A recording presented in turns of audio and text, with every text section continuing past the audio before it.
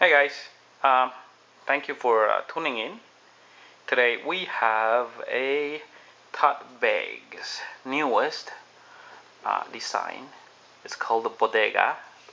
Bodega means warehouse in Spanish, um, but it's actually the place that Todd is currently located. So he named this his first knife Bodega because it's his new place. Um, this is just an amazing knife, and I'm sure the video will go into a second part because I don't think I can finish it in a 10-minute video. All right.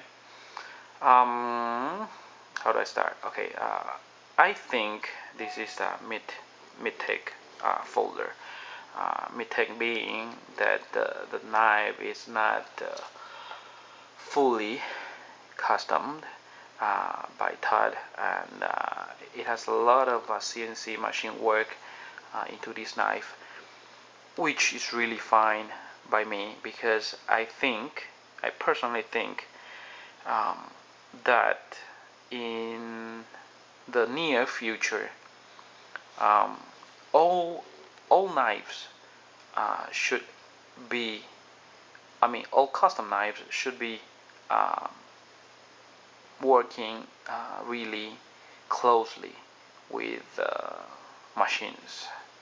Um, some people may not like the idea, and but I think that's a way to go in the future for custom knives because these machines, computers, CNC machines, they can they can do a really uh, precise job to help improve the knives in a way that human hands or human eyes cannot detect. I mean, things so precise that it's probably like the thickness of a hair. So I mean, human eyes cannot possibly detect if there are any size difference. The thickness of a hair. So they really need a machine to produce an excellent, flawless knife.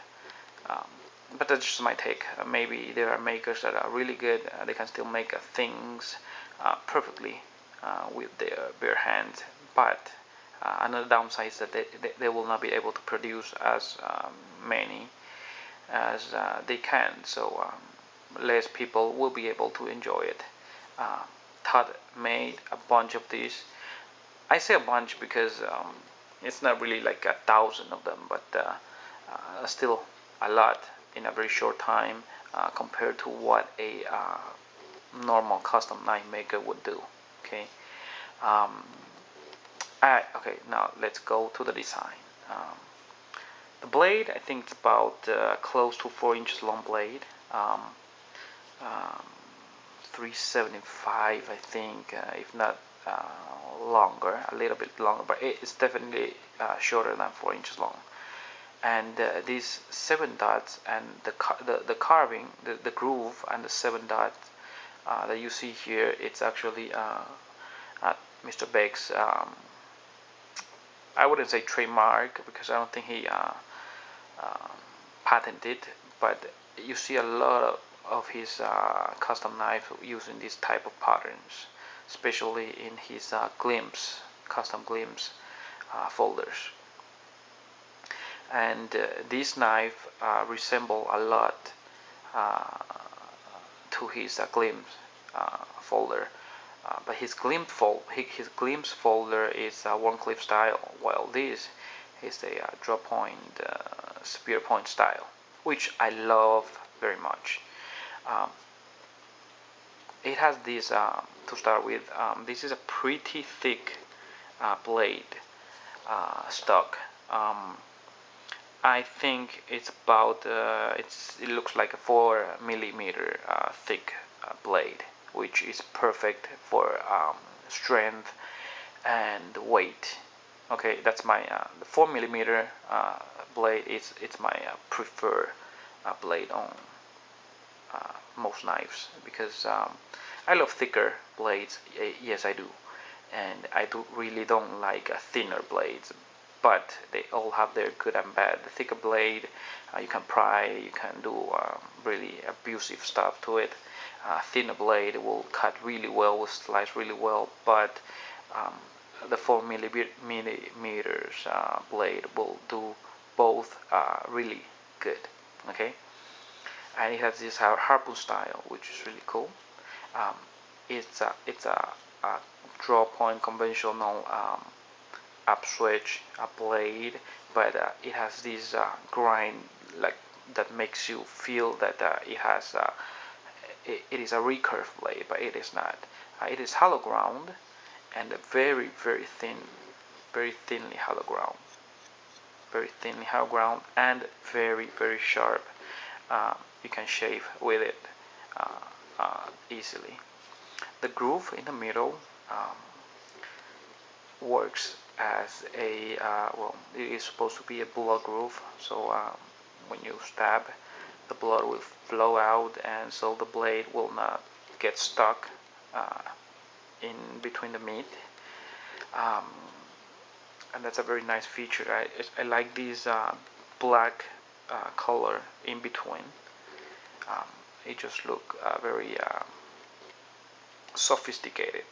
Okay, it uses IKBS, and Mr. Begg's Todd's IKBS it's one of my favorite IKBS. I don't think I have um, handled uh, better IKBS flipper than Mr. Begg's.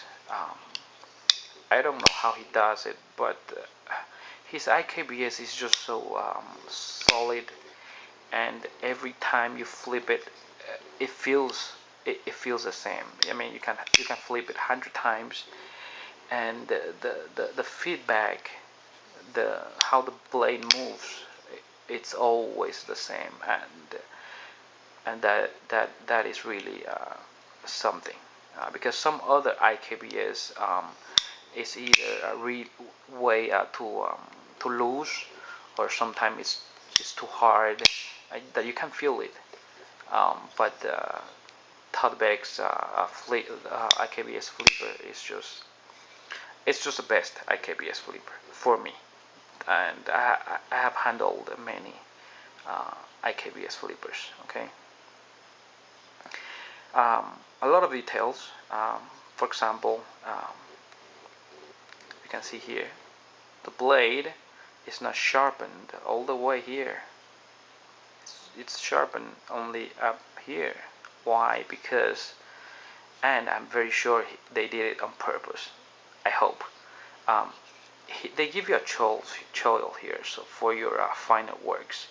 And unlike, let's say, the Mr. Rick Hinder's flipper, uh, you can actually cut yourself using the XM18, because they have sharpened it way up here.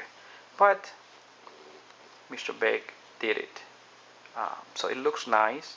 But at the same time, you don't have to worry that you will cut yourself, because you will not. Okay, it's not sharpened on this portion.